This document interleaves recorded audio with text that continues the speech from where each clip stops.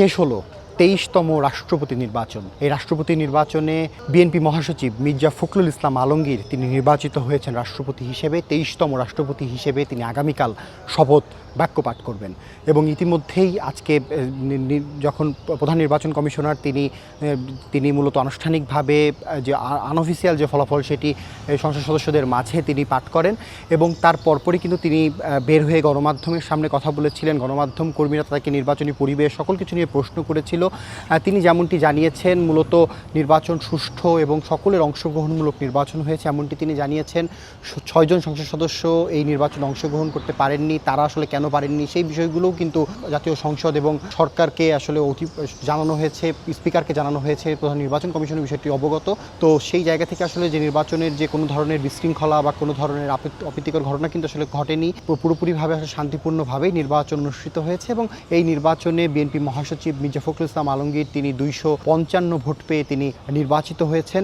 আগামীকালকে আজকে রাতে যেমনটি আসলে সিএসি তিনি জানিয়েছেন যে আজকে মূলত সন্ধ্যার মধ্যেই গ্যাজেট প্রকাশ করা হবে এবং আগামীকাল তার শপথ বাক্য পাঠ করানো হবে বলে জানানো হয়েছে। আমরা যেমনটি আসলে এই মুহূর্তে দেখছি যে যারা সংসদ সদস্য ছিলেন তারা কিন্তু তাদের জায়গা থেকে তারা নানা রকমভাবে তারা আসলে মতামত জানিয়েছেন, তারা প্রতিক্রিয়া জানিয়েছেন। বিশেষ করে সরকার দলীয় যারা সংসদ ছিলেন তারা কিন্তু বলেছেন যে বিএনপি মহাসচিব মির্জা ফখরুল ইসলাম আলমগীরের যে অবদান রাজনীতিতে সেই কথা কিন্তু তারা বারবারই বলেছেন।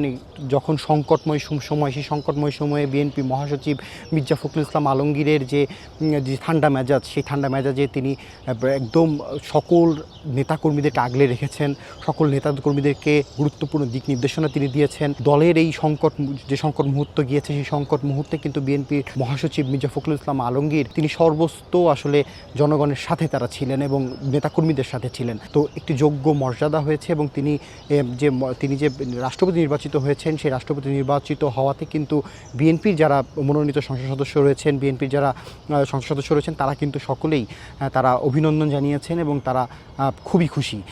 অন্যদিকে আমরা দেখেছি যে নির্বাচন শেষ হবার পর ফলাফল ঘোষণার পর 11 দলীয় জোটের যারা নেতারা ছিলেন তারা কিন্তু বের হয়েছেন। তারা বের হয়ে বিএনপি মহাসচিব মির্জা ফখরুল ইসলাম আলমগীরকে তারা ধন্যবাদ জানিয়েছেন, অভিনন্দন জানিয়েছেন রাষ্ট্রপতি হিসেবে, 23তম রাষ্ট্রপতি হিসেবে। অন্যদিকে তাদের পক্ষ থেকে কিন্তু আমরা দেখেছি তারা কিন্তু বলেছেন যে জুলাই সনদ যে বাস্তবায়ন, সেই বাস্তবায়ন না করে তড়িঘড়ি করে যে নির্বাচন দেওয়া হলো সেই নির্বাচনের বিষয়ে তারা কিন্তু মতামত দিয়েছেন এবং তারা বলেছেন তারা মূলত নির্বাচনে অংশগ্রহণ করতে চান এবং তারা মূলত যারা জানেন যে তারা আসলে হেরে যাবেন তারপরেও তারা আসলে নির্বাচনে অংশগ্রহণ করেছেন। তার কারণ নির্বাচনের যে ধারাবাহিকতা, প্রতিদ্বন্দ্বিতামূলক যে ধারাবাহিকতা সেটি তারা অব্যাহত রাখতে চান সেই বিষয়টি থেকে। এবং এছাড়াও সংবিধানে যে 70 অনুচ্ছেদ নিয়ে কথা বলা হচ্ছিল সেই সংবিধানের 70 অনুচ্ছেদে কিন্তু স্পষ্টভাবেই বলা হয়েছে যে কোনো সংসদ সদস্য যারা মূলত দলীয় সংসদ সদস্য তারা কিন্তু আসলে দলীয় সিদ্ধান্তের বাইরে যেতে পারবেন না। তো সেই জায়গা থেকে কিন্তু 11 দলীয় জোটের পক্ষ থেকেও যারা নেতারা কথা বলেছেন তারা কিন্তু বারবারই আসলে 70 অনুচ্ছেদের কথা তারা উল্লেখ করেছেন এবং সেখানে তারা বলেছেন যে এখানে অনেক সংসদ সদস্য আছেন তারা আসলে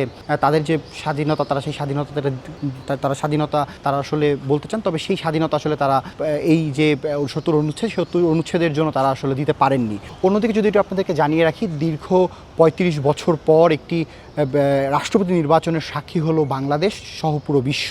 মূলত এই রাষ্ট্রপতি নির্বাচন এর আগে 1991 সালে সর্বশেষ মূলত প্রতিদ্বন্দ্বিতামূলক রাষ্ট্রপতি নির্বাচন হয়েছিল। এরপরে যে সংসদগুলো অনুষ্ঠিত হয়েছে, যে সরকার যারা এসেছেন বিগত সময়গুলোতে সেই সরকারগুলোর পক্ষ থেকে আসলে অন্যান্য বিরোধী দল বা সরকারের পক্ষ থেকেও অন্যান্য প্রতিদ্বন্দ্বীমূলক বা এককভাবেই আসলে নির্বাচন অনুষ্ঠিত হয়েছে। তার কারণ বিনা প্রতিদ্বন্দ্বিতাতে নির্বাচিত হয়েছেন রাষ্ট্রপতি।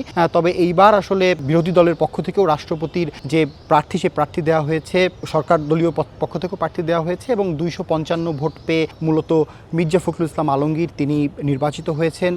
যদি একটু আপনাদেরকে জানিয়ে রাখি, 349টি ব্যালট পেপার তৈরি ছিল মূলত সংসদ সদস্যদের এগেনস্টে। 349 জন সংসদ সদস্যর জন্য 349টি ব্যালট পেপার তৈরি ছিল।